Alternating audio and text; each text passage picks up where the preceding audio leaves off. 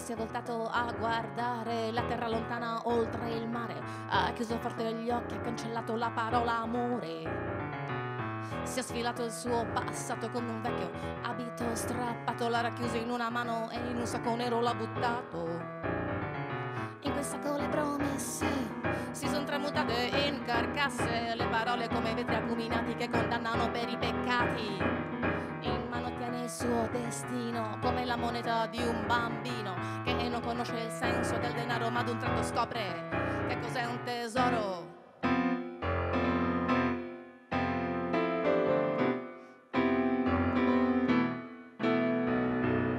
Ragazzo in fuga, ragazzo infranto che non ha pianto e non ha perso tempo.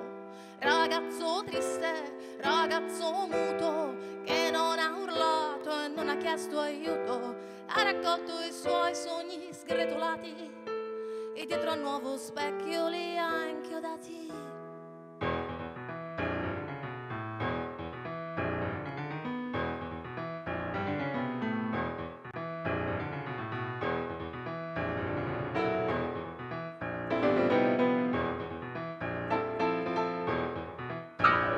Non si è accorto cosa resta dietro la sua folle corsa, una pioggia di macerie fanno nera l'aria che respira.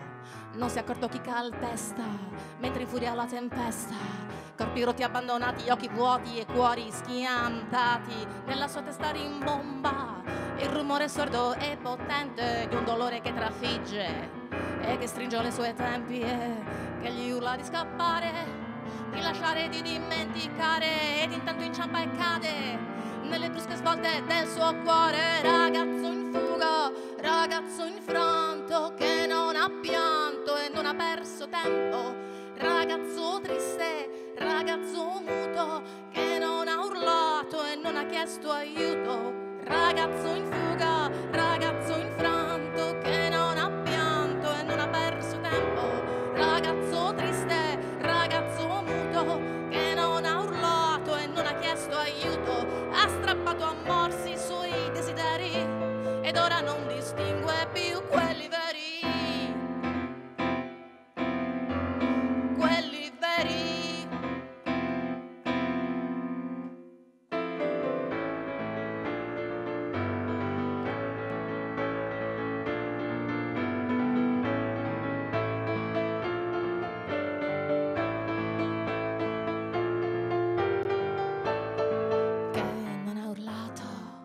Non ha chiesto aiuto, che non ha urlato e non ha chiesto aiuto, che non ha urlato e non ha chiesto aiuto, che non ha urlato e non ha chiesto aiuto, che non